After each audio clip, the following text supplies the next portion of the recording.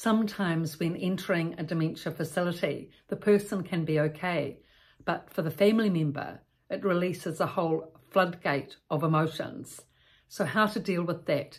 Because if that roller coaster of emotions continues, it's very energy draining, and it's then difficult to have the reserves to be able to support the dementia resident long term, which is really important to have that strength and resilience to be able to be a long-term supporter for the person.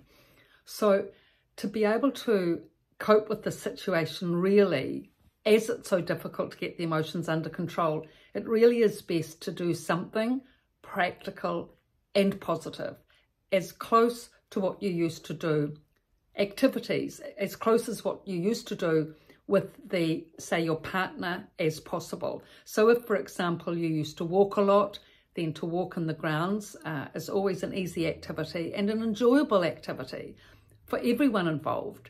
You know, both of you can enjoy walking if that's been your pastime. And there's always nice grounds generally in retirement villages and lots of paths and places to go. You can, you know, walk for a good half hour and see all the different scenery and gardens that the gardeners make a lot of effort to make attractive park-like environments at retirement villages. So that's close to an activity that you've done before.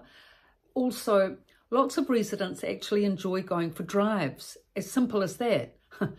I think because they sit all day anyway, well, they don't all sit all day, but some of them sit a lot all day. And many of them have enjoyed driving in the past, having their own car, or if they've lived on a farm, they've been used to driving into the city, or they've had maybe they've been a nurse where it's required a lot of driving to be able to get to the patients, you know, home nursing. So whichever the background is, driving can be, or being a passenger in a car can be an enjoyable activity and an important one.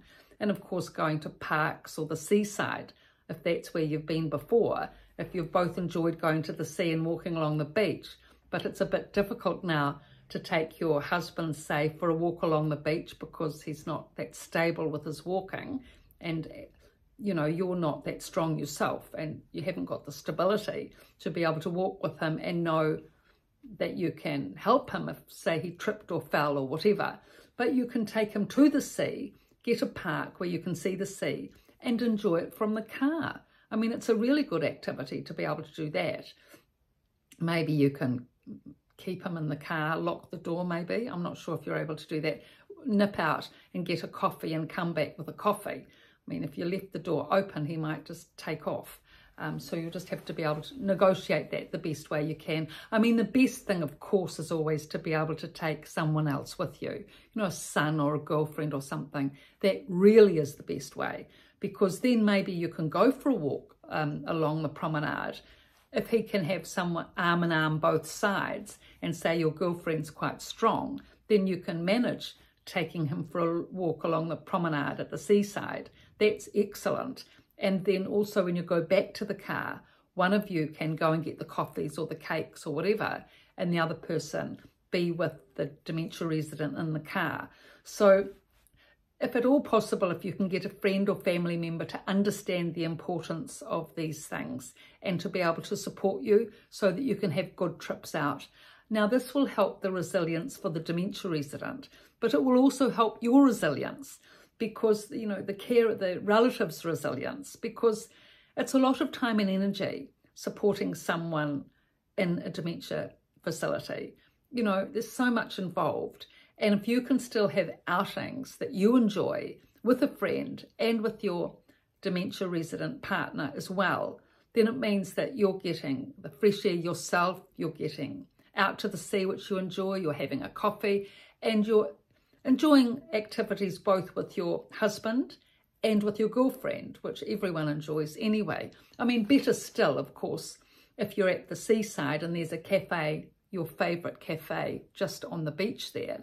You can walk, take your husband arm in arm again, both sides, into the cafe, get a seat maybe outside looking at the sea, get your coffees, It's perfect. I mean, you really do need another person though, because, well, I mean, if you go and get the coffees or you need to go to the bathroom, for example, you can't leave the person with dementia just sitting there.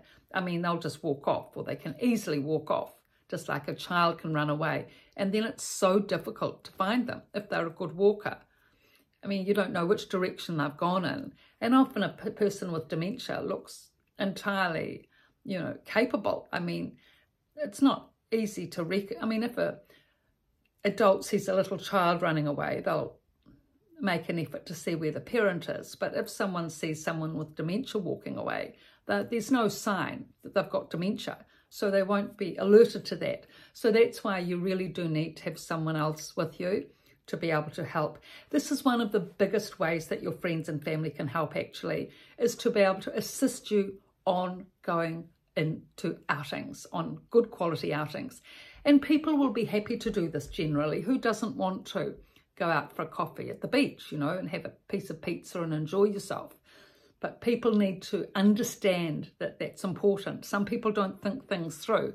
So hopefully you've got at least a few people that you can rely on to help you with trips out, good quality trips out, especially trips that you used to enjoy, going to cafes you used to go to, having the coffee that you like, your husband having the coffee he likes, eating the food you enjoy. It all helps quality of life. It all helps enjoyment and endorphins and good feelings. It helps settle the stress down, calm the nervous system, you know, build resilience, build capacity, and it just makes for a more normalized life. And when the person goes back to the dementia facility after that, really they'll be much more relaxed and happy, especially knowing that other such events can, you know, will be coming up. If you can do this regularly with them every couple of weeks or so, it helps enormously for them being able to adjust to living in a dementia unit and in this enclosed space. So doing that which is positive and practical will actually help us be more positive mentally, will help resilience and settle anxiety, especially when the emotional roller coaster comes along. When and if that happens, it's really important to have good quality activities that you can enjoy with the person who has dementia, so that you can have quality experiences, which always helps in, you know, making for a quality filled relationship, which can still and does still happen with dementia residents when they're well supported and have good quality experiences as well. So for those that don't know me, my name's Pieta Valentine. I'm a former physiotherapist. I've written these 2 books on this subject, The Resident's Voice and The Resident's Rise, both from a dementia unit, both on Amazon and on my website in the description below, www.pietavalentine.com. And all this work is to better enable dementia residents to settle and manage in dementia facilities and hopefully have a better quality of life. So thank you for your looks and your views. I really appreciate that, and your subscriptions. It's exciting. Please pass on these links to those people who are affected by dementia and working with dementia. And if you find this channel interesting and informative, please subscribe. Thank you.